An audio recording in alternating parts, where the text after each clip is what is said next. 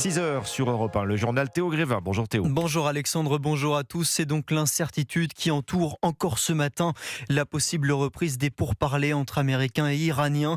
Tout est prêt à Islamabad, au Pakistan, où s'était déroulée la première session de négociation. Reste à savoir si les deux parties seront représentées. Le vice-président américain J.D. Vance est toujours annoncé, mais quid des Iraniens?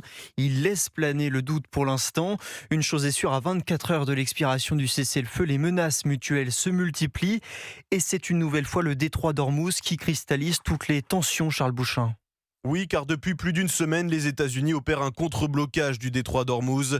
Les Américains empêchent la navigation de navires vers des ports où transite le pétrole iranien à destination de la Chine notamment.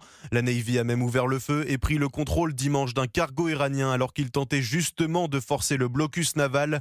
Un blocus qui ne sera pas levé tant que Téhéran ne conclut pas un accord, affirme Donald Trump. Une stratégie d'étouffement économique, explique David Rigoulet-Rose, spécialiste du Moyen-Orient. C'est un assèchement des rentrées financières. Il y avait entre 1,5 et 1,6 million de barils de pétrole brut par jour, qui représentaient 140 millions de dollars. Et puis avec toutes les autres exportations, ça a monté à près de 280 millions de dollars par jour. Et parallèlement, c'est aussi le détroit d'Ormuz que Téhéran choisit comme principal levier de négociation.